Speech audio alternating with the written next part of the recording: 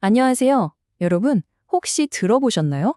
우리가 잘 모르지만 성경 전체에서 어쩌면 가장 중요할지도 모르는 그런 책이 있다는 사실을요. 오늘 이 이야기가 신약 성경의 아주 큰 미스테리 하나를 풀어줄 겁니다. 자, 이 숫자 한번 보세요. 300 이상. 이게 뭐냐고요? 바로 신약 성경 저자들이 구약 성경을 직접 인용한 횟수입니다. 300번이 넘는다는 거죠. 놀랍지 않나요? 이건 그냥 직접 인용만 센 거고요. 뭐 암시나 간접적인 언급까지 합치면 와, 이건 뭐 수천 개에 달합니다. 그러니까 신약 성경은 구약 성경에 그냥 푹 절여져 있다고 봐도 무방한 거죠. 근데 여기서 딱 드는 궁금증이 하나 있죠. 구약은 히브리어, 신약은 그리스어잖아요? 아니 그럼 그리스어로 글을 쓰던 사람들이 어떻게 히브리어 성경을 줄줄 인용할 수 있었을까요? 뭔가 이상하죠? 네, 바로 이게 우리가 오늘 풀어볼 신약 성경의 퍼즐입니다. 여기 보이는 다리처럼 말이죠. 히브리어 성경이란 그리스어 성경 사이에는 뭔가 연결고리가 필요했어요. 그리고 그 다리 역할을 했던 게 있었죠. 바로 사도들이 실제로 손에 들고 읽었던 구약 성경의 그리스어 번역본입니다. 그게 바로 70인역, 영어로는 셉투아진트라고 부르는 겁니다. 보통 이렇게 로마 숫자로 LXX라고 쓰기도 하고요. 뭐냐면 간단해요. 히브리어 성경이란 다른 유대 문헌들을 옛날 그리스어로 싹 번역해서 모아놓은 거예요. 이름은 라틴어로 70이라는 뜻에서 왔다고 하고요. 자, 그럼 이 70인역이라는 거 도대체 어떻게 탄생했을까요? 여기에 아주 기가 막힌 탄생 비화가 하나 전해져 내려옵니다. 근데 들어보시면 아시겠지만 너무 완벽해서 오히려 좀 수상한 이야기죠. 이름하여 70인의 전설입니다. 아주 오래된 아리스테아스의 편지라는 문서에 나오는 이야기인데요. 이스라엘의 12지파에서 각 지파마다 6명씩 엘리트 학자들을 뽑아요. 그럼 총 70명이 좀 넘죠? 이분들이 히브리어 토라를 그리스어로 번역하는 엄청난 프로젝트에 투입됩니다. 근데 진짜 대박인 건 뭐냐면요. 이 학자들이 각자 다른 방에서 따로따로 번역을 했는데 나중에 맞춰보니까 글쎄 단어 하나, 마침표 하나 안 틀리고 전부 똑같은 번역이 나왔다는 거예요. 와, 정말 기적 같은 이야기죠?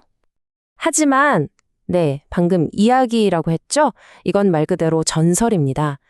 자, 이제부터 이 완벽한 한 권의 책이라는 신화를 좀 깨부숴 보겠습니다. 현대 학자들이 밝혀낸 진짜 진실은요, 훨씬 더 복잡하고 솔직히 말해서 훨씬 더 재밌습니다.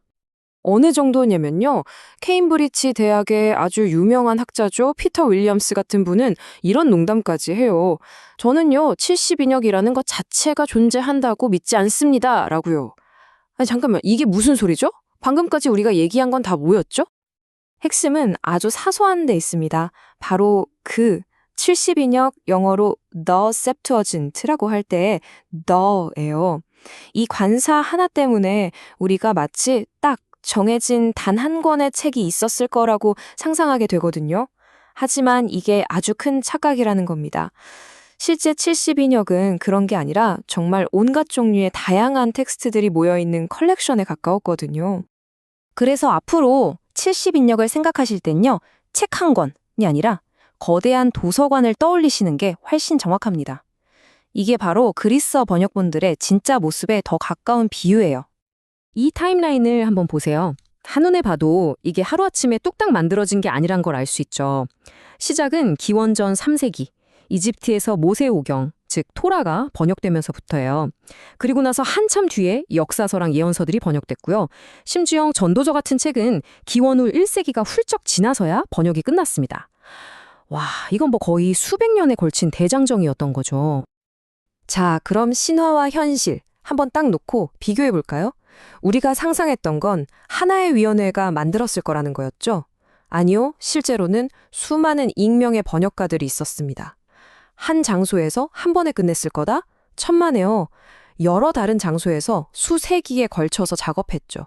하나의 통일된 철학이 있었을 거다? 아니요. 번역 목적도 제각각이었습니다.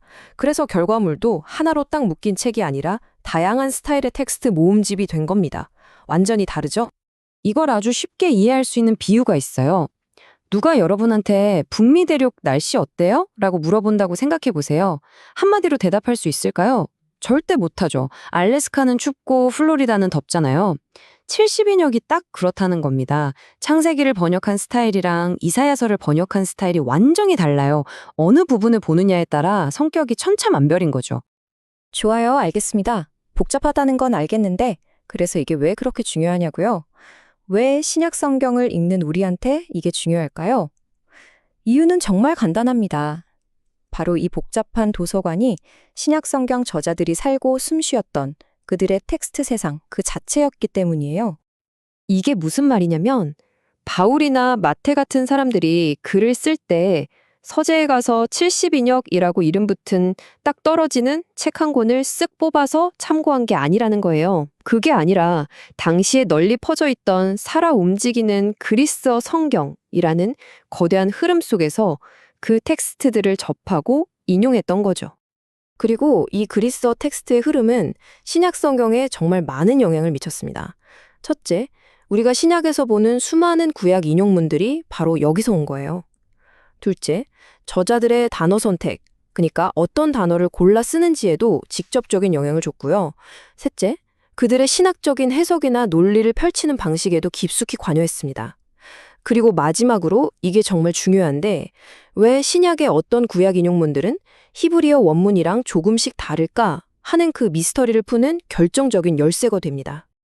자, 이제 거의 다 왔습니다. 마지막 질문이에요. 이 수백 년에 걸친 복잡한 역사가 21세기를 사는 우리에게 대체 왜 중요할까요? 왜 이걸 알아야 할까요?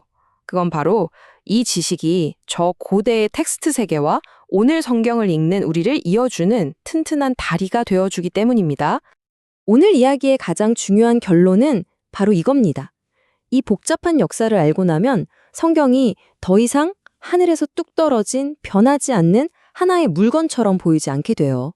그 대신에 수백 년에 걸쳐 수많은 사람들의 손을 거치며 전해져 온 아주 풍부하고 역동적인 역사를 가진 살아있는 도서관으로 보이게 되는 거죠. 그래서 마지막으로 여러분께 이 질문을 던지면서 마무리하고 싶습니다.